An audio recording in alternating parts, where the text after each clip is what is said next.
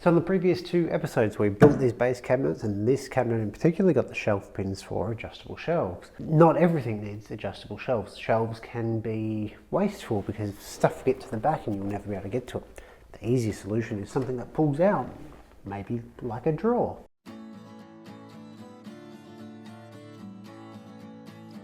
Before we get started though, we need to cover some of the basics. First, the drawer material and joinery. In the woodworking world, a lot of people are turned off by making drawers.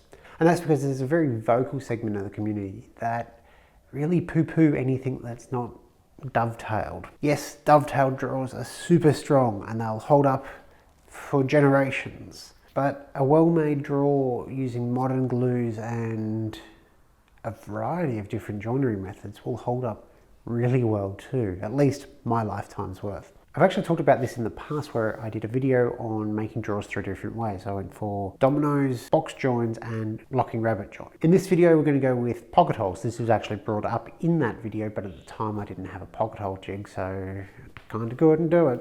And the next thing to talk about is material. Yes, if you go solid hardwood with dovetails and all of that, it's going to be a rock solid drawer that'll probably survive the apocalypse. For me, I just want something that'll hold stuff in. Plywood is a good option if you like, and can be a slightly more forgiving material than melamine. But for me, again, melamine is super cheap, so it works out great. A sheet of melamine around here is $30-ish for a 16mm sheet, whereas if I went for a 12mm sheet of plywood for the box, and we're just talking pine plywood, not even cabinet grade, that would be $60 for that. Then you need a sheet for the drawer bottom, which would be 6mm. That's another $35, $40. So we're looking at $90 to $100 to get the same as 1 to 2 sheets of melamine. End of the day, melamine is used everywhere. If it's made correctly, they are pretty rock solid drawers. In my kitchen, my pots and pans drawer, which is a much bigger drawer than any of the drawers I'm making here, holds more weight over a larger span than any of these drawers will, and that's melamine. Before we get started making our drawers, we actually need to know the dimensions. For me, the opening of this cabinet is 570mm, so that gives us our total overall dimension. However, we need to talk about our drawer slides. The standard drawer slide dimension is 1/2 inch or 12.7mm for each side, meaning you need to have a clearance of 1 inch or 25.4mm total. 1/2 inch that side, 1/2 inch that side. Subtract that from your overall, and for me that puts me at 544.6mm. The way that I'm constructing this cabinet, the front of the drawer will sit between the sides of the drawer. So I need to subtract twice the material thickness. In this case that's 16mm, so I need to subtract 32mm, and that gets me to 512.6 for the front. Now this is not our show front, this is just the inside of the drawer. The depth, well, I've got 550mm drawer slides. I've got a little bit more depth than that, but I'm happy with 550mm. This sheet was still slightly too large to be easily managed on the table saw given its weight, so I broke it down with the track saw first. After ripping off the ragged factory edge, I could cut all the pieces to the final dimensions at the table saw. We've got the 2 sides, the front and back, the base, all from this one piece.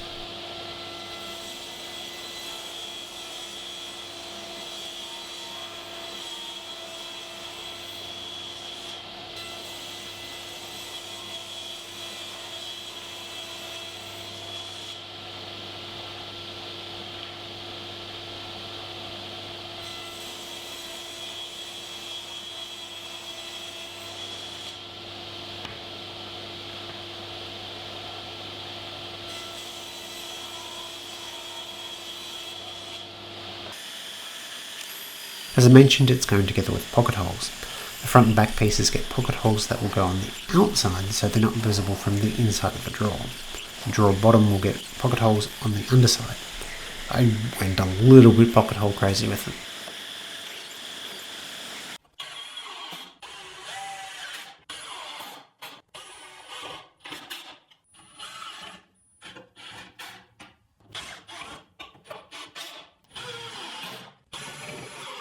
This entire build series is sponsored by Kreg, and this is one of the products I specifically requested. This is their drawer slide jig. You certainly don't need this to install drawer slides, but it made it so much easier. First, you mark a line where you want the bottom of the drawer slides to come to, then clamp the bracket to that line, with the fence of it snug up against the frame of the cabinet. On the left you use the bracket labelled B, on the right you use the bracket labelled A.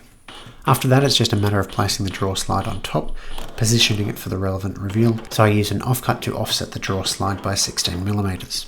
Then I could drill pilot holes with the slide in place and screw it in. I'd actually recommend drilling one hole then putting a screw in, so if you knock it, it doesn't move, but either way works. After that was done, it was time to mount the drawer slides to the drawer box by reversing the brackets. Brackets hold up the drawer, then I could pull the drawer side part of the drawer slide out, pre-drill and screw it in.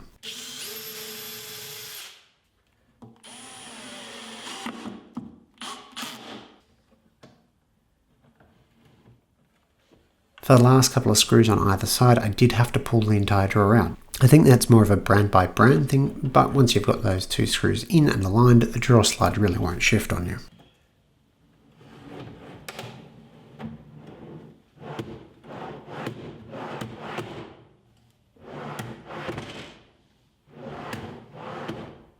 Got our drawer. It functions fairly well in that it holds things up, but there's no good way to grab onto it other than sort of underneath, and it looks ugly with all those screws exposed, so I've made a drawer front. This is just another piece of melamine. This happened to be an offcut I had, so it's a bit raggedy in a few pieces, but for this drawer it's fine. And I've cut it to be 3mm narrower than this opening, so 5/67.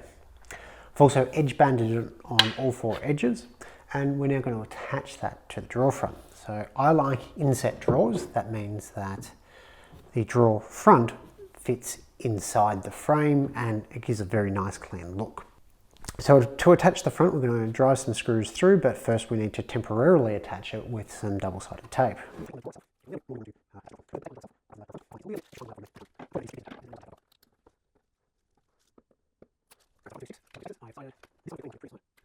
I've decided that this side, even though it's got a bit of gunk on it, is actually the cleaner side in terms of the cut. So I butt that up against there, slide it up, butt that in, and press it firmly, and pull the drawer out. Now, I'm going to grab a couple of clamps to really hold that into position so it doesn't slip on me. And for the time being, I'm going to drill some pilot holes and screw this together from the inside.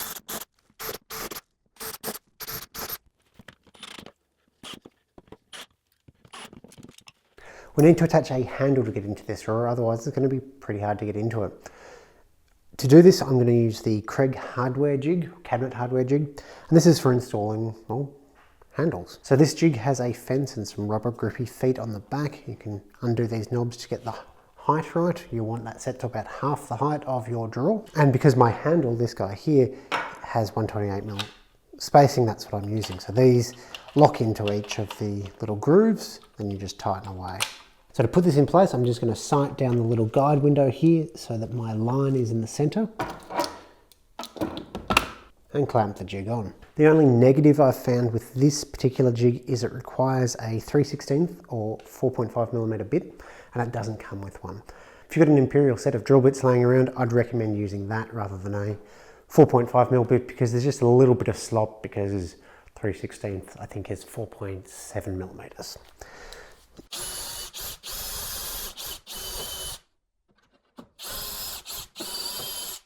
And it really is just as simple as that. We just need to screw this on. Well, it would be that simple, except the drawer handles I've got were ones I had laying around, I think from an old renovation, and the only matching bolts for it are just a little bit too short. So I need to counter bore the backs of these holes. Now I've got a good pilot hole for the head of this screw, then I can finally attach my drawer handle.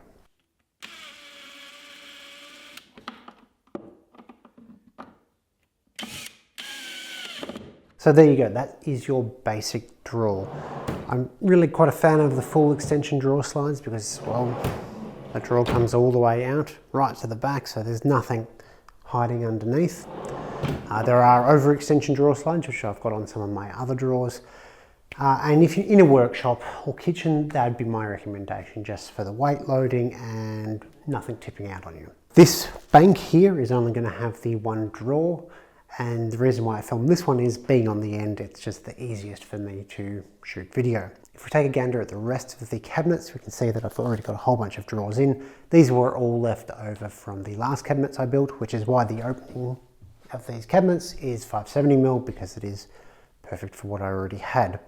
I will be building another bank of 5 in here, as well as some that go on top.